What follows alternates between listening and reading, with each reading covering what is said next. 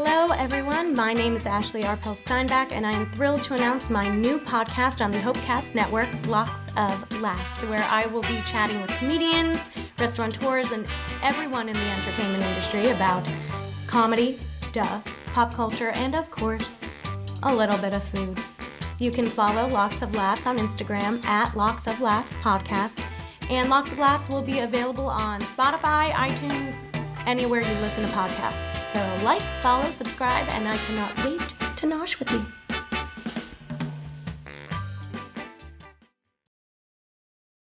Hey everybody, this is Ashley Arpel Steinbach, host of Locks of Laughs, work advice for me, and of course, movie torture, aka I am the queen of the Hopecast Network, or if you ask me, the queen bee. I hope you're all enjoying the amazing shows we have here on the Hopecast Network, and if you are, please don't forget to like and subscribe everywhere that you listen to or watch our podcasts.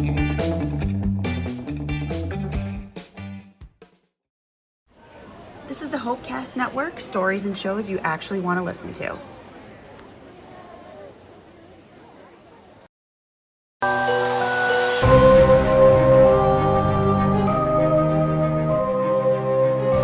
MTD on I Trained Voorhees, the untold story of the horror icons and the man behind the masks, plus why fat comedians rule. Published by the Hopecast Network. Chapter 3. The Slasher's Ballet. The importance of movement in the slasher genre. When it comes to the slasher genre, movement is not just a technical aspect. It's the lifeblood that pumps fury into each and every serrated kill. I mean, let's face it. If Jason Voorhees floated around like a feather on the breeze, wielding his machete as if he were performing a delicate waltz, it wouldn't exactly send shivers down anyone's spine. Movement is a vital component that defines the visceral nature of slashers. And let me tell you, I have trained some of the most notorious horror icons in the business. Their swiftness, their stutter step dance of death, is what captures the audience and keeps them clutching their popcorn and giggling nervously in their seats. First and foremost, we need to acknowledge the classic killer slow walk. That's right, the iconic gait that signals impending doom. With every labored step, audiences lean back in their seats, perhaps even a bit too close to the horror movie popcorn. You know, the one that's really just a vehicle of consuming butter-flavored grease. In my time training the likes of Jason and Michael Myers, I learned that this slow, methodical approach creates palpable tension. It's the eye of the storm before the chaos and carnage ensues. Villains should glide like swans in the moonlight pond, but land heavily like a heavy, confused hippo on dry land once they strike. The movement must convey both elegance and menace, like a banquet of roses wrapped in barbed wire. Of course, there's the art of the sprint. You know what I mean. The sudden burst of speed when the unexpected victim turns their back or trips over absolutely nothing. Every slasher needs the counterplay of quick burst against drawn-out suspense. It's like a dramatic choreographed dance number where the killer and victim engage in clumsy tango across a dimly lit cabin. Except it's less about passion and more about sheer terror. And perhaps a little oomph, if you know what I mean. I remember the countless hours training actors to switch from poised stalker to unstoppable force. It's like crafting a roller coaster ride. You've got your climbs, your drops, and the delightful screeches of horror on the way down. Let's dive into the psychology of movement with our beloved killers. It's like an improvisational jazz, folks. A killer shouldn't just be mindlessly throwing themselves into the fray. Oh no. They need to have an emotional dance and intention with every murderous step. My training sessions often involve more than just clashing, flirting actors holding prop knives. Instead, I sit them down and channel their inner outer mess. what lies behind the mask or the intent before they swing a machete. You've got to picture the sinister level of commitment it takes to chop someone's head off while grooving to your favorite tune. Spoiler alert, let's avoid Pitbull. That could be disastrous. Now let's touch on the fashion aspect, because even horror icons have their essential threads. Those signature jeans or that tattered overalls you've seen Jason saunter around in aren't just for show.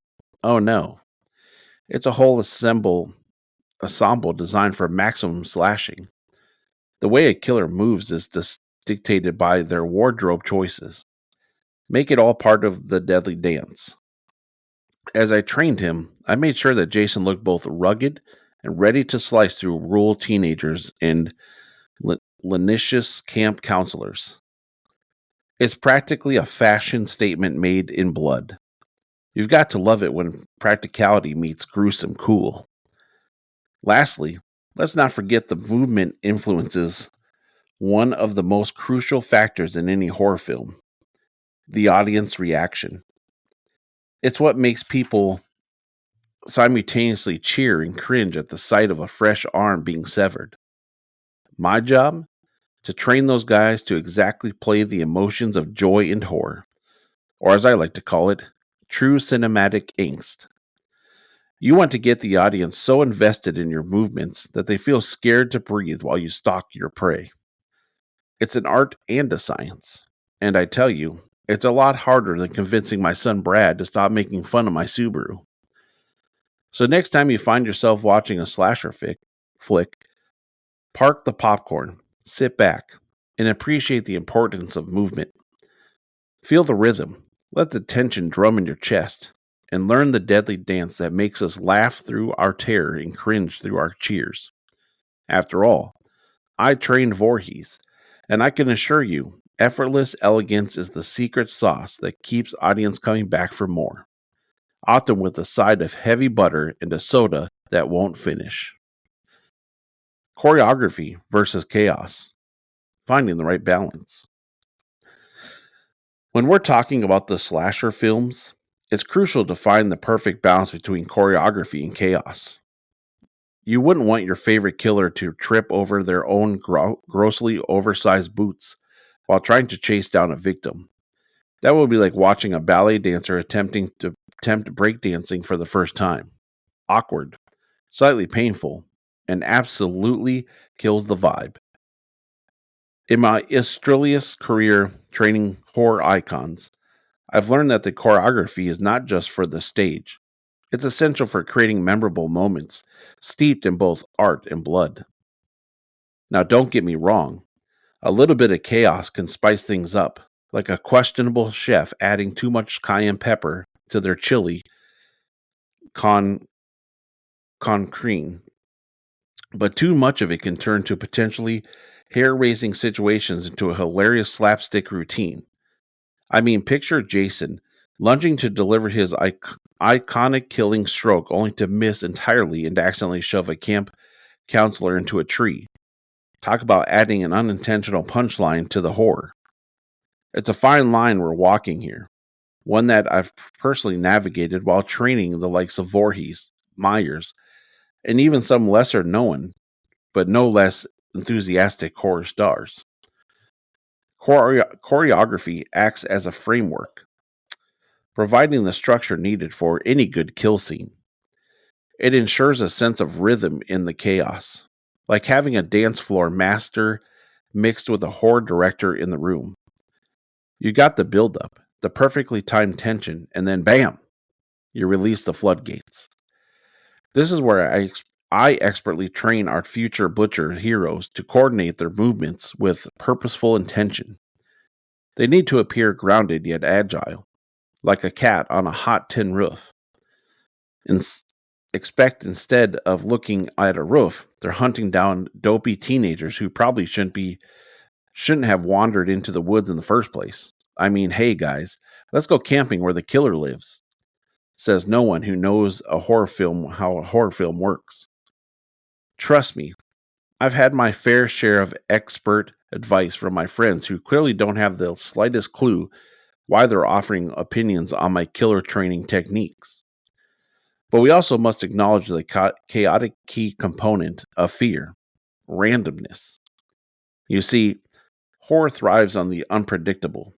I always tell my students that we can plan the best choreographed, killed with precise movements and bells and whistles, but all it takes is one little trip on a rogue branch or a sudden stumble on the grass. A slip that turns a perfectly orchestrated killing into an unintentional part fall. Imagine a killer who runs so fast they get tangled in their own mask strap while trying to chase down a victim. Oh, the irony. Compliments of slapstick. That scene practically writes itself. And one memorable lesson: I had to train one of my charges to embrace that unpredictability while keeping a polished edge. I instructed them to focus on controlled chaos. Spill some blood, create a frenzy, but don't forget the choreography that binds it all together. It's trying to cook a gourmet meal out of a horror kit, a barrage of hearts, limbs, and splashes of red research, all while making it look seamless. Every twitch, every sudden pulse of energy needs purpose. Hunting becomes an art. We're not just waving knives aimlessly. We're on a mission to create a legacy that inspires enough nightmares, and let's not forget, inspire future generations of horror millennials. One particular session almost turned into a comedy special. We were working through a classic chase scene where the killer stalks the hapless victim through the heavy fog. I convinced my actor to embrace deadly elegance with simultaneously failing to not replicate the moves from Dancing with the Stars. He was absolutely crushing it until he accidentally swirled dramatically while missing his cue, nearly taking out an entire camera crew. Instead of stopping to rest, I induced chorus-like laughter from the crowd, throwing in a "talk about adding chaos to our choreography, huh?" lesson to my disheveled heroic killer. It became the most entertaining scenario instead. So what's the ultimate takeaway? The balance between choreography and chaos is truly the secret sauce in the slasher film world. Get it right, and you create a tense experience that genuinely sticks with viewers. One that makes them peer over their shoulders at night while they sleep. Mess it up, and suddenly you've got a B-movie comedy where even the monsters are giggling. I mean, I love a good laugh, but my job is about portraying killers that make you think twice while raiding the fridge at midnight. So in the slashing game, let's keep that delicate balance, lest you end up with a killer laughing, failing around like an undead fish. Iconic kiss scenes, a case study. Now we dive into the juicy bits, the iconic kill scenes that have made slasher films the ultimate breeding ground for both terror and hilarity.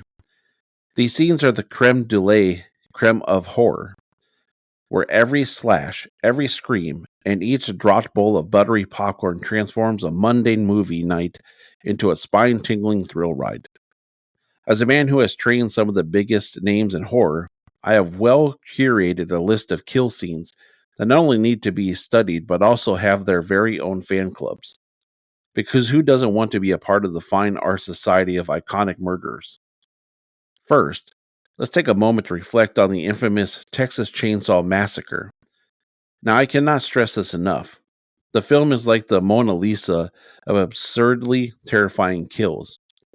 When Leatherface swings his chainsaw, it becomes an extension of his body, a fiery appendage dedicated to chaos. And let's be honest, also a serious cry for attention. But here's the kicker: the sheer absurdity of watching someone get chopped up while the dog seems to be napping on the couch cracks me up every single time. I remember training a wannabe villain who thought it was all about the chainsaw. I had to remind him, dude, it's all in the attitude. The pride, the flair, is form, an art piece no less. Your movements must scream, I'm a killer, and I love it. even when you're just flailing that chainsaw like an amateur dance-off. And listen, dancing theatrics with terrifying energy is no small feat. It's an ongoing work of art in the world of horror. Next up is the classic scene from Friday the 13th, where camp counselor meets his doom while trying to, let's just say, not be a good citizen. Now, there's something universally satisfying about that slow build-up before a kill. It's like watching a pot boil and knowing it's about to spill over. The campfire stories, the seductive glance, the overstuffed marshmallows, but then suddenly, bam, they get it. And while we all find ourselves gasping in terror, I can't help but chuckle at the sheer irony. All those moments of bad choices lead to someone getting impaled, and not in the romantic way, in training. I like to build up the crucial final act of Broadway's show. Slow, tense, and dramatic. Then hit them with the killer finale, preferably without tripping over a set piece. Let's not forget the genius of Wes Craven in the Scream series. The opening scene with Drew Barrymore is a first-class ticket to icon status.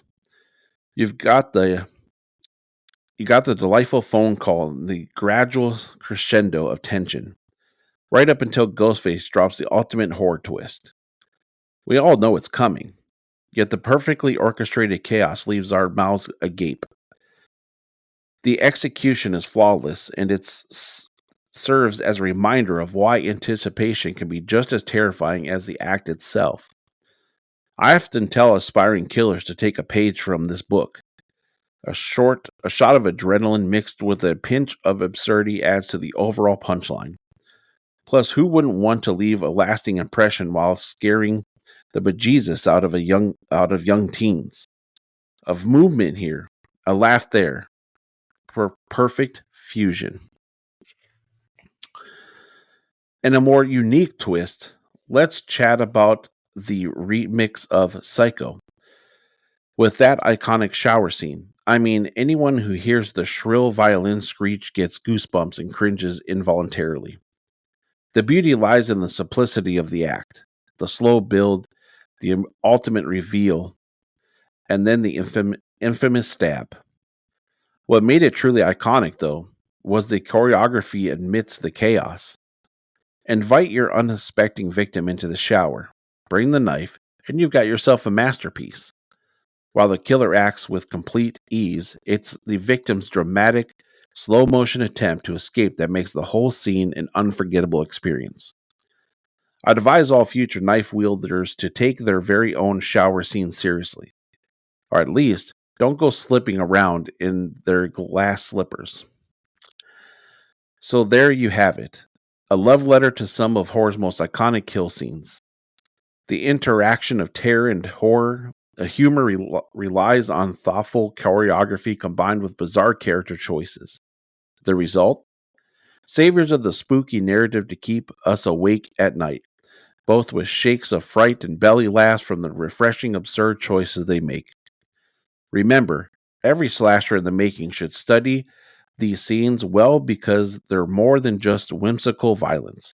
They're masterpieces that can inspire laughter and generate nightmares. Whether you leave a killer signature or a wicked version of the shimmy, breathe life into your chaos, and you'll elevate your horror game, one iconic kill at a time. Psychology of the killer's methodology. When it comes to the psychology of a killer, you got to dig deep into the twisted labyrinth of human consciousness, kind of like finding your way through the junk drawer of your kitchen. Only instead of old batteries and half-used candles, you're sifting through the mind of someone with some frighteningly creative ideas for dealing with pesky campers. After training legendary icons like Jason and Michael Myers, I can tell you that every kill embodies a complex emotional tapestry woven with strands of dark humor, rage, and frankly, issues that would send a therapist on vacation. Pinpointing a killer's methodology is like trying to untangle Christmas lights after a solid year of neglect. Graceful, but also a little chaotic. Now picture this. A killer looms like more menacing versions of your dad saying, "You had one job." Every appetite for bloodshed starts with an underlying motivation, which more often than not stems from an unpleasant childhood experience, or, an unhealthy obsession with puns. For some, traumatic incidents can plant the seed of madness, and before you know it, they harvest themselves into bloodthirsty ninjas wielding scary weapons and a penchant for stalking. Think of it as the bizarre byproduct of clinically unacceptable behavior, both frightening and utterly entertaining. This is where the psychological chaos lurks, ready to spring forward at a moment's notice like a child who rediscovers a candy stash. What psychologically people often overlook is that these killers are not just mindless opponents. They have developed an elaborate psychology of life based on their twisted experiences. Jason Voorhees, for example, is fueled by rage and revenge, and this motivates his every move. You can picture him on a winter evening, sitting quietly at home, reflecting on his life's worst moments, while projecting rage onto unfortunate camp counselors. This dark cocktail of emotion gives way to a methodology that is cold, calculated, and mind boggling efficient, almost like a really efficient internet service. He's not just a killer, he's got the ambition of a corporate leader. By the way, have you ever thought about a career counseling for psychopaths? That could be a small gold mine. Michael Myers has his own dramatically different vibe.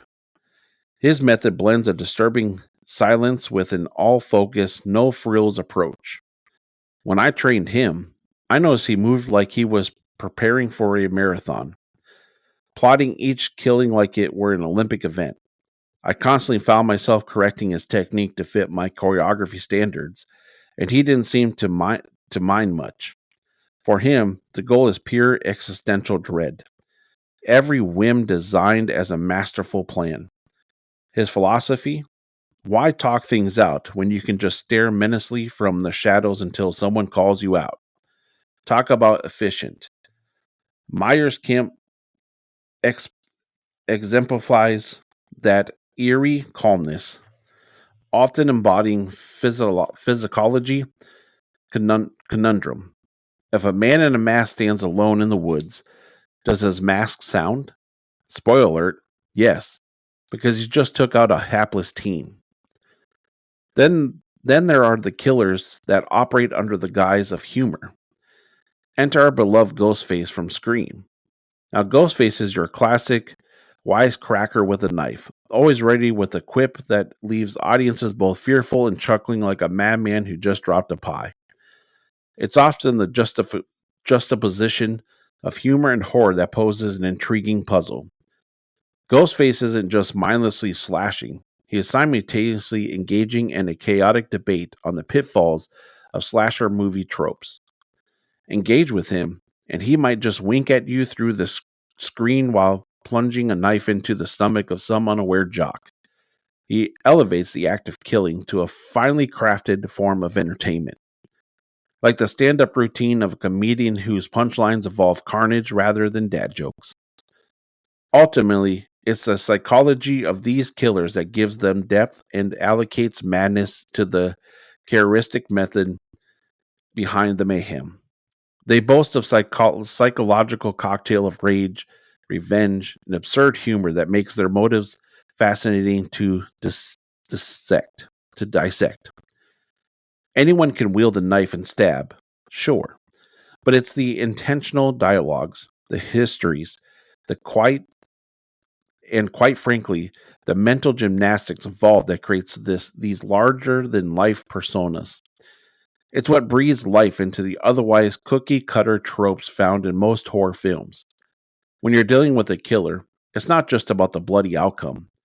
It's about understanding their perspective, even if it makes you want to book a therapy session of your own. So as we explore the twisted landscapes of these heavy hitters in the slasher genre, remember to appreciate the psychology behind their approach. It's part reasoning, part madness, and the occasional punchline thrown in for comic relief. In the end, That's what makes these horror legends so memorable, and perhaps also raise the question of whether I should reconsider my chosen career path.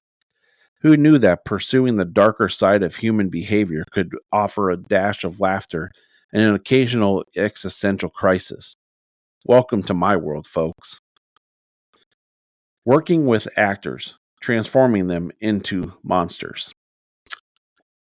Working with actors in a world of horror is a theatrical endeavor not unlike transforming a lovable puppy into a snarling guardian of the underworld. I mean, who knew that turning an everyman into a murdering machine could involve so much intricate choreography and motivational speeches?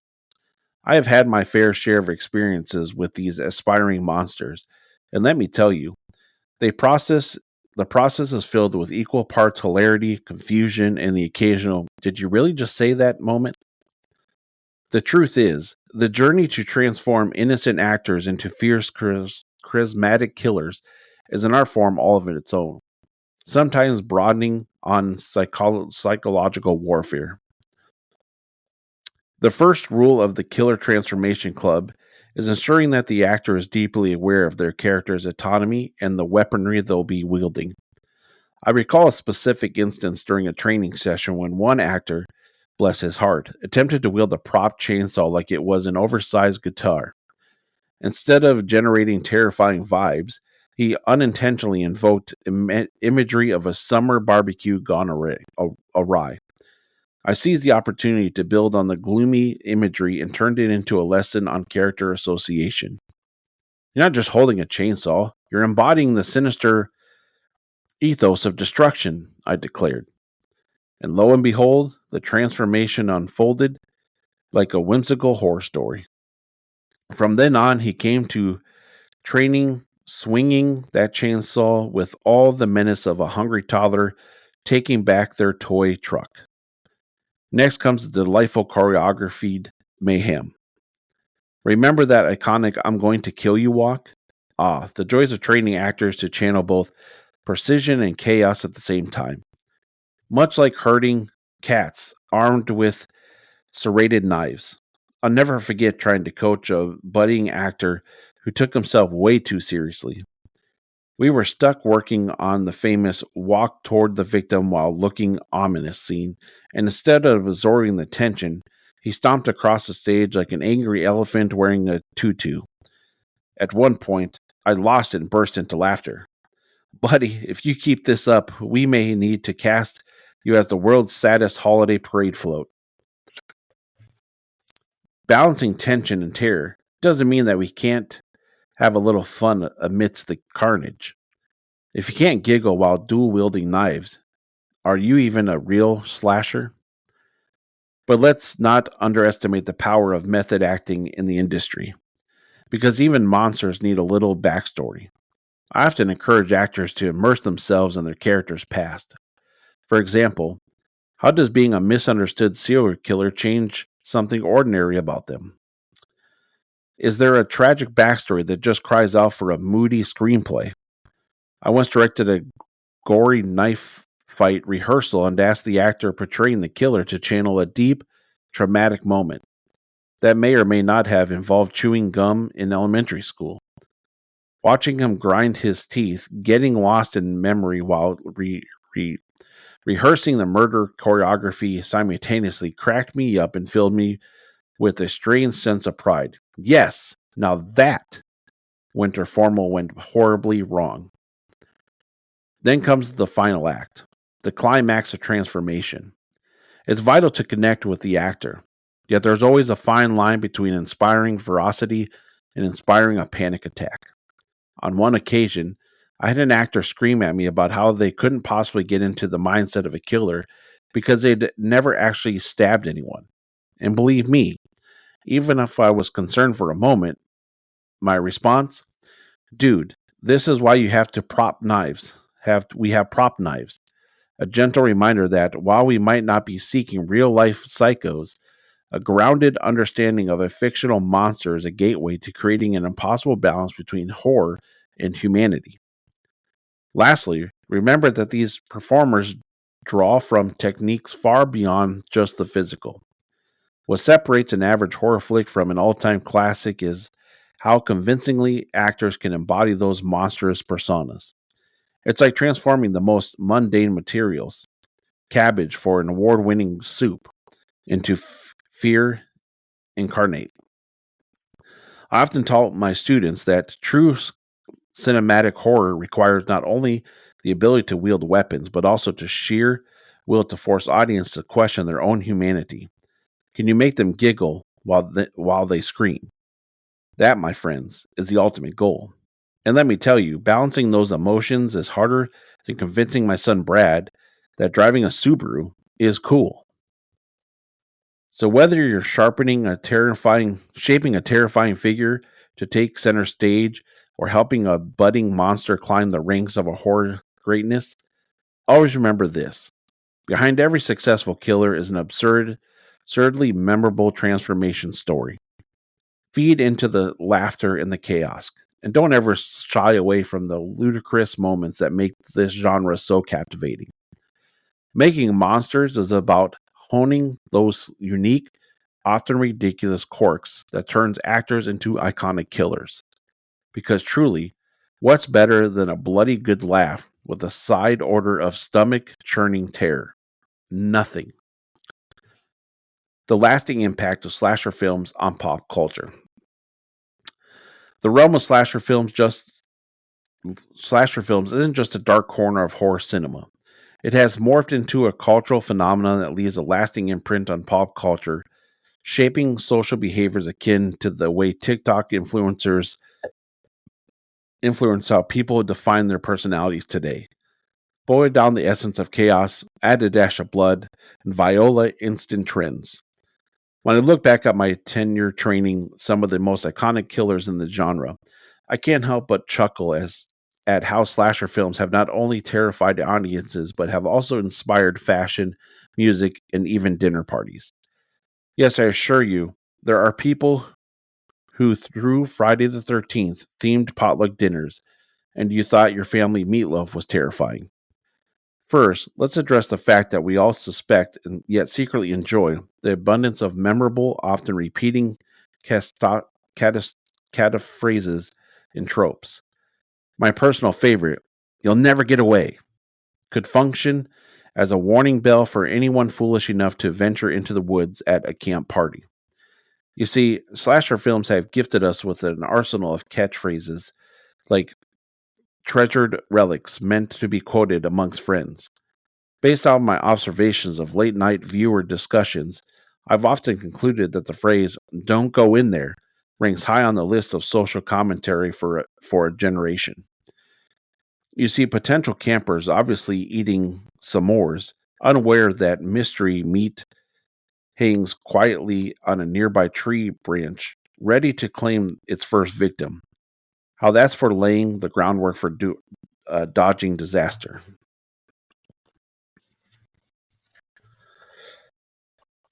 Fashion, too, has fallen prey to the stylistic charms of the slasher genre. Who amongst us hasn't seen some flaunting or oversized sweater, plaid flannel, and a vendetta, all while proclaiming they're channeling their inner ghost face chic? There's no denying that the characterized wardrobes of each killer has taken a center stage in pop culture. My training days instilled in me a solemn understanding of the staying power of attire. A classic horror icon wearing a signature mask and weaponry becomes the Saturnal standard for Halloween and pop culture parties alike. Seriously, how many kids have exceeded their houses on October 31st, exited their houses on October 31st as fantastically creepy yet eerily alluring Michael Myers? Now that's a devoted following. Beyond fashion and sneaky dinner party themes, slasher films have also birthed entire subcultures dedicated to emulating the swinging chaos and unexpected twist of the genre itself. I mean, let's not shake our heads in disapproval. We reveal in our social gatherings the celebrities, these cinematic treasures. We've got cosplay events where fans channel their favorite horror icons, Halloween conventions, and of course, countless merchandise revolving around the iconic blood sauce stains, thanks to the abundance of any significant moral dilemmas. I recall hosting a rather awkward Halloween dinner, filled with winks of these subcultures, where my friends showed up dressed as various horror killers, completely subverting my menu's meat offerings. Lesson learned. Don't serve lasagna shaped like a head if you plan on throwing a slasher themed party. And in particular twist, slasher films have invaded the very fabric of our music culture. Have you ever turned on a radio only to hear a thumping beat lyrically coaxing you to embrace your inner ghost hunter? Well, thank the horror genre for all those killer jams that draw inspiration from the sinister world of our favorites. The world of hip hop, pop, and even country has been laced with references that give a brutal nod back to our beloved slashers.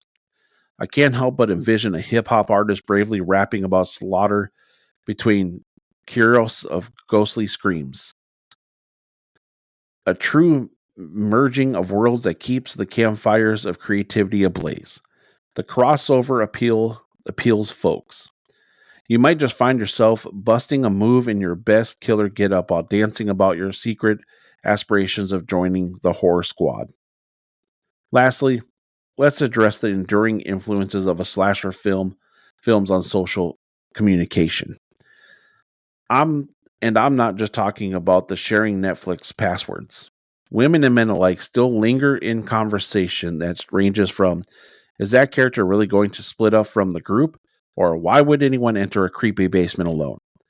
Every slasher flick creates a unique lexicon where viewing the genre becomes a community effort to keep the slay or be slain lively, which of course leads to an entirely new form of social bonding for the horror lovers and the clueless alike. It's almost poetic. The universal understanding that whatever happens on screen won't stay confined to the theater for long. And wrapping this all up, the lasting impact of slasher films on pop culture is undeniable. From fashion to music, subcultures, and social discourse, these seemingly terrifying films have found their way into our daily lives, resulting in a blend of laughter, horror, and ridiculous discussions over how we would absolutely not react to the event of an unexpected killer uprising. So next time you're decorating for a casual horror film marathon or planning your next horror icon dinner party, remember, slasher films have gifted us social insecurities, delightful trends, and so much room for shared laughter that even the most reluctant killer would crack a smile, right before they sharpen those knives, of course. The Hopecast Network has reached out to MTD for further questioning upon what he wrote. At this time, his whereabouts are unknown.